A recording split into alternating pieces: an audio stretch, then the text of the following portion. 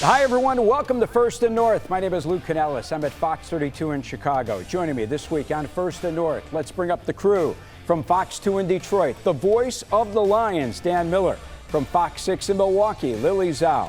And from Fox 9 in Minneapolis, he's back, Ahmad Hicks. Good to see you, Ahmad. All right, here are the latest NFC North standings going into Week 12. Bears are in first place for the first time since 2018. They would be the number 3 seed in the NFC if the playoffs started this week, a game behind the Eagles and Rams. Packers sneak out of New York with a win, move back into second if the playoffs started this week. Green Bay would be the 6th seed and would play the Bears in the wild card round at Soldier Field. Lions offense disappeared in Philadelphia, lands them in 3rd place in the division, but out of the playoff picture. Vikings lost their first division game this season to the Bears, and they're on the verge of falling out of the postseason talk altogether. All right, let's start in Chicago with the first place Bears. And guys, just let me boast a little bit, all right? I haven't been able to say that since 2018. I know Who knew Miller that was coming? Miller, you knew it was coming. You said it in an email. Who knew that was coming? You knew it was coming. Listen, come on, man. You have been in my position. You have been through some hard times, and then you started to win. And listen, Bears haven't been in this position in 7 years, and at that time, they had a rookie head coach by the name of Matt Nagy and a second-year quarterback by the name of Mitch Trubisky. And now, same story, 7 years later, another rookie head coach, Ben Johnson, hopefully a better head coach, and another second-year quarterback, Caleb Williams. Hell yeah!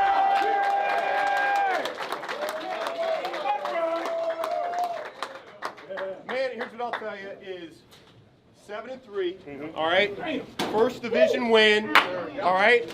And, man, how similar was that to the first game we played against those guys, okay?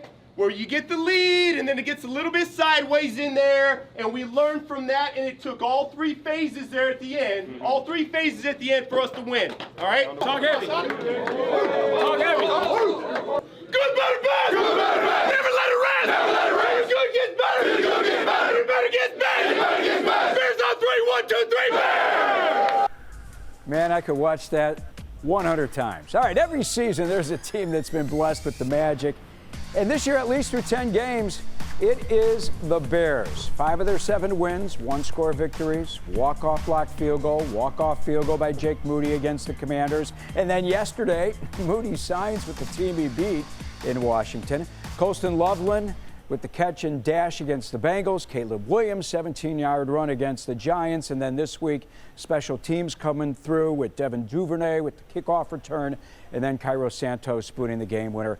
By the way, the Bears were 3-18 in the NFC North before that game. So winning a division game on the road in the middle of November to own first place is a big deal in these parts. All right, let me bring back Ahmad. Ahmad, give me a tone setter to get going with this show. And I want to start in Minnesota because they're now 1-4 at home, their worst 5-game home start in franchise history. How disappointing was that 1917 loss to the Bears? It was very disappointing because I went to school in Southern Illinois, so I had to hear from all my friends who live in Chicago talking about Bears back, Bear down, all this stuff. It's like if the Vikings maybe just stay in their special teams kickoff lanes, we're talking about a different story, maybe the same outcome from week 1. Nonetheless, the Bears got the victory. I had to hear from family members and everybody, so my phone has been blowing up. I'm tired of it. Look, you guys are first place in the division. We'll see how long it stays there, but J.J. McCarthy and this offense needs to be better. The defense played lights out. I feel like they held the Bears in check somewhat, didn't allow them to have over 5 yards a carry, kept them under their season average for 145 yards, just barely. But the offense kept the defense on the field forever, it seemed like. So offense just has to be better. J.J. McCarthy to start. I was the one Bears fan that did not text you, right? Yes, you were, thankfully. All right, we're going to get more into J.J. McCarthy after I go around the horn. Dan, give me a quick feel of what they're saying in Detroit, because the Lions went into the Eagles' house. They struggled really bad under the bright lights of Sunday Night Football. Tight game. Philadelphia wins 16-9. Should we be tipping our cap to the defending Super Bowl champs, or did the Lions blow a chance to steal one there? Well, I think you can say both things are true. I think Philadelphia made the plays that they needed to make to win the game. The Lions played a really good game defensively, certainly gave themselves a chance to win. But it's the 5th week in a row where we have seen the offense outside of the Washington game, where the offense really hasn't been able to get it going. Kansas City, Tampa Bay, this game. I just think that they right now are missing something offensively. Dan Campbell keeps saying they're close, and he understands that people are sick of hearing him say that they're close. But right now there's just something that's a little bit off offensively. They did move the ball against Philadelphia. They did have explosive plays against Philadelphia, but they couldn't finish drives. They couldn't convert on 3rd down. They couldn't convert on 4th down. So I don't walk out of there feeling like, oh, they can't beat the Eagles. I walk out of there feeling like they've got to be better. They understand that. They've got 3 consecutive games coming up at home. It's a chance to get right, but they need to play better to do that. Yeah. Lions now 0-3 against the Eagles, by the way, under Dan Campbell. Lily, Packers were, resilient against the Giants, coming back to win that game 27-20. Do you think they were lucky? I wouldn't say lucky. I would just say they finally made the right plays in clutch situations to earn a win, right? That's what good teams do in those situations against a team they should have beaten. Listen, it has not been easy for Green Bay at all this season. It doesn't matter who they're playing. They're going to make it a tight game. But fortunately for Green Bay, they made the plays they had to make down the stretch to earn a win. You had Jordan Love engineering a game-winning drive, throwing a nice pass in double coverage to Christian Watson, who makes a phenomenal catch in the end zone.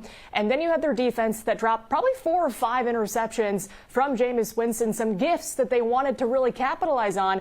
And finally, they got one to end the game from Evan Williams. And so the Packers did what they had to do down the stretch. But listen, a win is a win. They won't apologize for it. But like Dan said, the Lions have to play better. The Packers have to play much better moving forward as well. And the Bears have to play better as well. We are not apologizing for any of the 7 wins. J.J. McCarthy continues to have accuracy issues. You touched on it, Ahmad. Before I go to you, here's what head coach Kevin O'Connell and McCarthy had to say about those accuracy issues. He's made of the right stuff. He's going to keep working at it. We're going to go back to work and continue to find every avenue, every way to try to help build the consistency to his mechanics. And then I firmly believe the accuracy will come. You just can't miss those. This league's too hard. There's 3 or 5 decisions, plays that I want back more than anything. And, that's one of them. It's an opportunistic concept against an opportunistic defense, and I have to deliver. So I put that completely on me, obviously. Ahmad, two-part question. How does he fix the accuracy issues, number one? And number two, is a guy like Justin Jefferson, Jordan Addison, are they getting frustrated? Yeah, so Kevin O'Connell spoke about the accuracy thing, and he said he's hoping to see the cement somewhat dry up on J.J. McCarthy's footwork. He believes that if he fixes those little small fundamentals, that everything will kind of play itself out when it comes to accuracy. And, of course, Justin Jefferson and Jordan Addison are frustrated. They won't openly come out and admit that, but you're talking about 2 high-level pass catchers, and they are not having the season they had expected. No one on offense is having the season that they had anticipated. But, look, when you look at J.J. McCarthy, there's a lot of blame on his shoulders. Absolutely. He was inaccurate. But if you go back, the Vikings also had 6 crucial drops in that game, some on 3rd downs. And it would be maybe a different story if some of those guys helped him out and made some of those catches. So, yes, the blame can go to J.J. McCarthy, but it's a team football game. Everyone has to help him out. And I keep seeing on social media all these people get rid of J.J. McCarthy. He's a bust. Like, let's be real. Let's go back to every quarterback in his draft class. You can't name one that played exceptionally well in their first 5 games and then went on to sustain that level of consistency and great play. No one has done it. Matter of fact, all of those quarterbacks have somewhat struggled this season as well. Bo Nix is on one of the best teams, but he has one of the worst QBRs in the National Football League. So it's like we just live in this instant success world now where everyone wants you to be great, but he's 5 games in.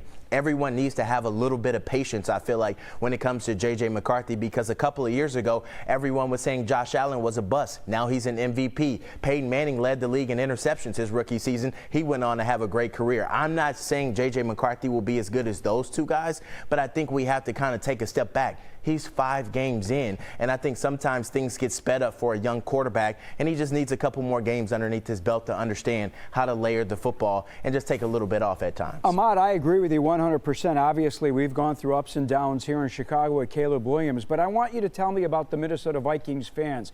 Are those the fans out there that are panicking right now about J.J. McCarthy?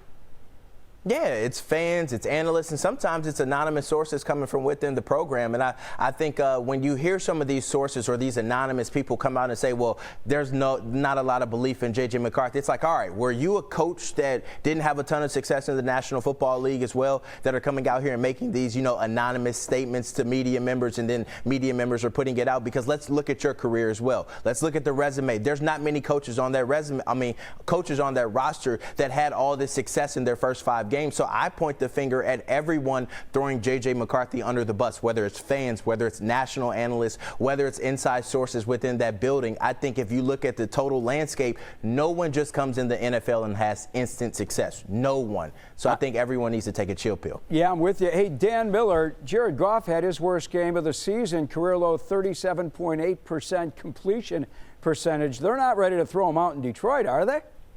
No, I think he's okay. I think based on what he's done, he's been a machine when it comes to completion percentage. And I talked to him about that this morning. I had a chance to sit down with him. And I asked him about 3 things. I said, you had the elements, you had a really good Philadelphia defense, and you're a human being who might have had an off day. I said, was it any of those 3 or all of those 3? And he said, probably all of those 3.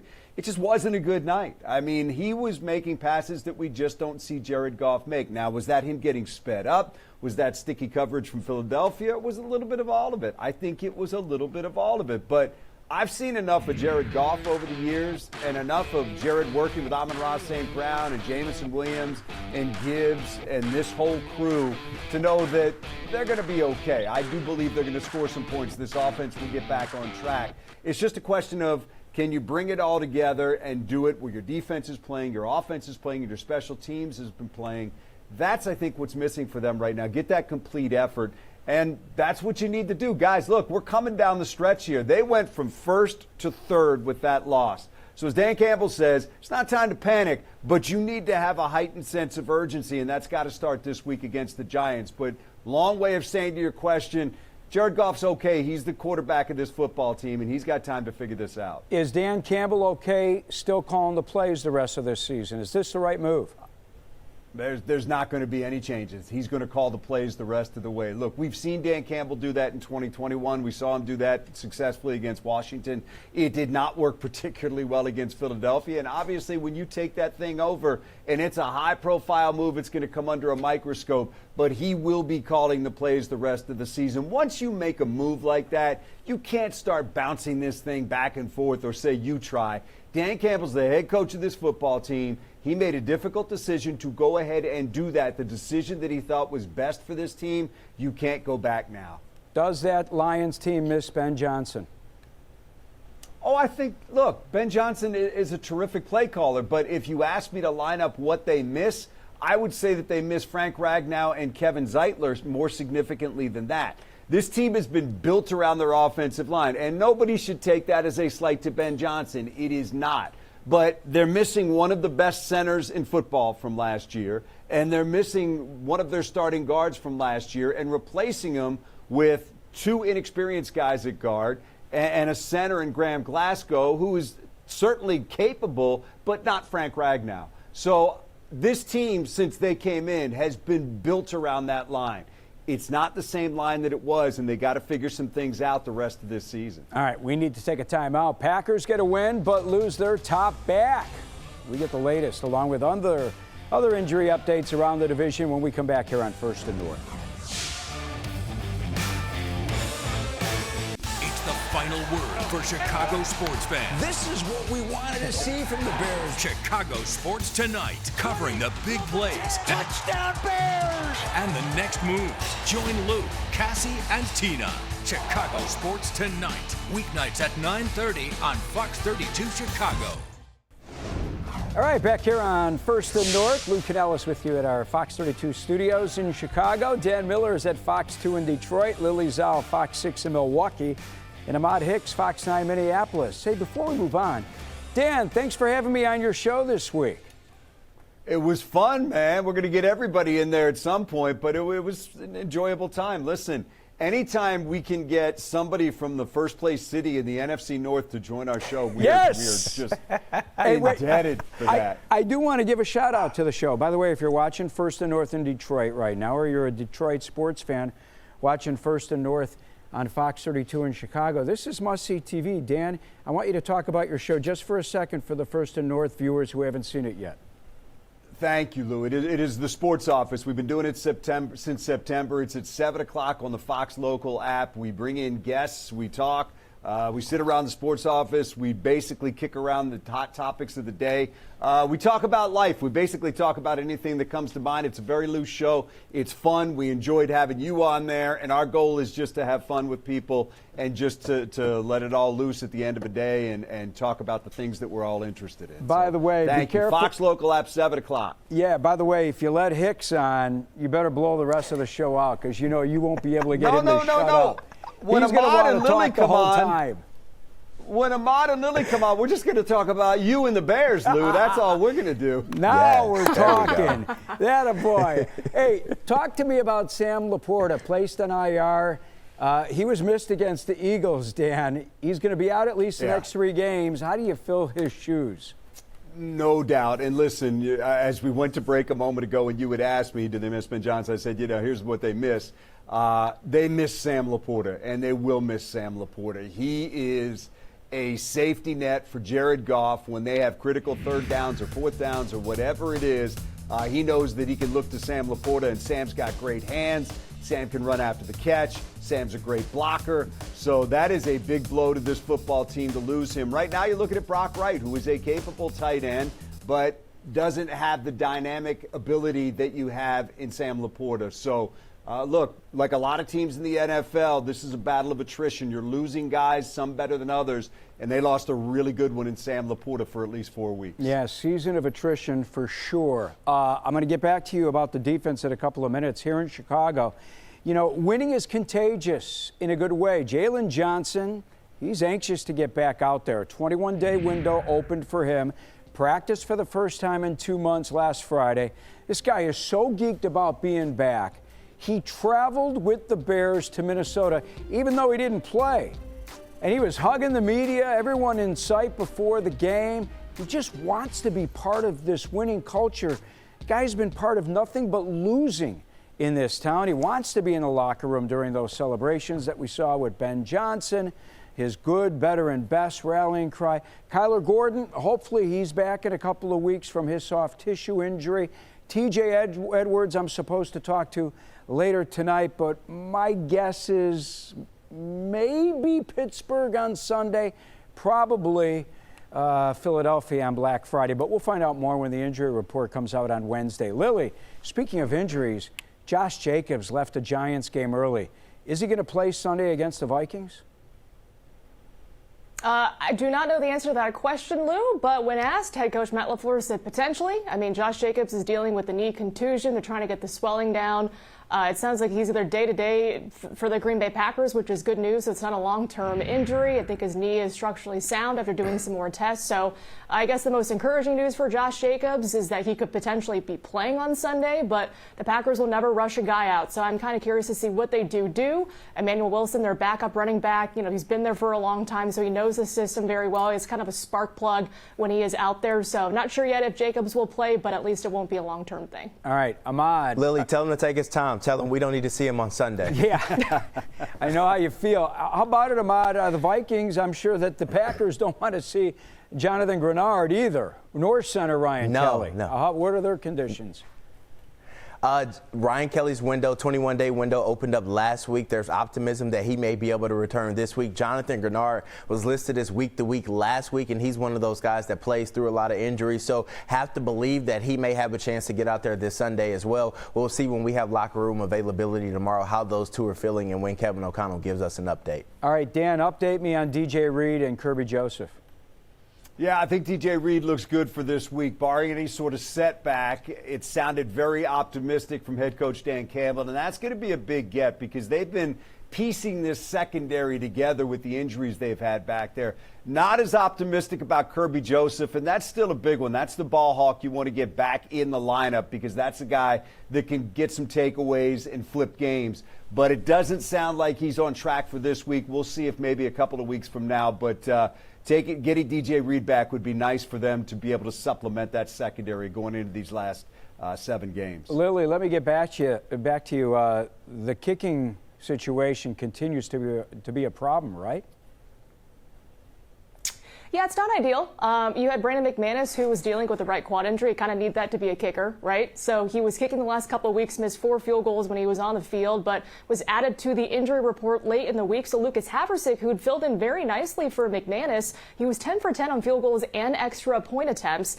He misses 2 extra points on Sunday, and you can talk about the windy conditions there at MetLife Stadium. It was swirling everywhere. Both kickers had certainly issues with the wind, but for that second missed extra point, the laces in the wrong direction, guys. You want the laces in the right direction when you're kicking a football. And so the kicking operation was partly to blame, the windy conditions, partly to blame, but I'm kind of curious to see moving forward against the Vikings on Sunday who they do trot out there. But the news is that it's not an IR situation for Brandon McManus, so it sounds more like Haversick will still be kicking on Sunday, but certainly not ideal when a lot of these games that have come down to the wire or losses for Green Bay, the kicking operation has been involved in all those. Yeah, that's for sure, especially in the tight NFC North. All right, we need to take our final timeout. We will preview Week 12 around the division next here on First and North.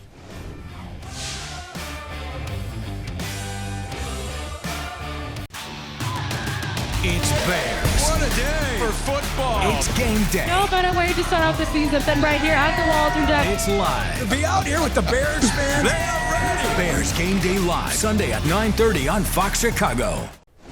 Matchups for Week 12 in the NFC North. Sunday, Bears host the Steelers, who may or may not have Aaron Rodgers, who has a slight fracture in his left wrist. Lions, back home, look for a get-right game against the Giants. Another division matchup for the Vikings. They're headed to Lambeau, taking on the Packers at noon. Ahmad Hicks, this is a must-win for the Vikes in order to keep their season alive, right? Yeah, absolutely. And I hope if they do happen to lose to the Packers, it's because of someone other than J.J. McCarthy's fault. I'm so tired of that narrative, that storyline that we have to keep talking about every week. Hopefully they can get back on track because we certainly need it for our post-game show's sake. I know what you mean, buddy. I've been living it for the last 7 years. At Lily, here in Chicago, we saw Vikings defensive coordinator Brian Flores blitz over 60% of the time against the Bears in the last game. You guys ready in Green Bay for a heavy blitz package? They better be. I mean, this Packers offensive line has been up and down in terms of the protection of Jordan Love. Of course, they lost their starting center, Elton Jenkins, so you have a new guy in there, Sean Ryan, who had an okay performance against the Giants. You had guys coming in and out with injuries. They're shuffling the offensive line, so they have a lot of work this week to protect Jordan Love, and so I think a lot of onus is on them this week to play really well, and we will see if they can do so because, like you mentioned, the Vikings certainly will blitz. But Ahmad, to your point, Packers are hoping to really harass J.J. McCarthy and get like 9 interceptions. Real quick. Uli, is the heat off of LaFleur a little bit after the win against the Giants? It's the Giants, and he did call a good game, but I think with this stretch coming up against 3 divisional opponents, if it doesn't get better, I think the noise will still be there. But at the end of the day, this is a coach that will be with this team through the end of the season, but he's kind of hoping that with a win or a couple wins in a row, he'll be just fine. Dan, real quick, Lions never lose back-to-back games, right? Haven't done it in 54 games. They don't want to do it this week. This is when Dan Campbell is at his best, when this team is down, finding a way to get them back up. Cautionary tale, what the Giants did against the Packers, close call. You got to be ready, but you got to win. Yeah, my big money is on the Lions. Bears may or may not be playing Aaron Rodgers. Mike Tomlin said today Does not require surgery. We'll find out on Friday if he'll play. We know what Rodgers has done to the Bears. Matter of fact, he owns the Bears. Just ask him. That is it. Great show as always. For my partners, Lily Zhao, Dan Miller, Ahmad Hicks back in the house. I'm Lou Canellis. Thanks for watching. We will see you next week on First and North.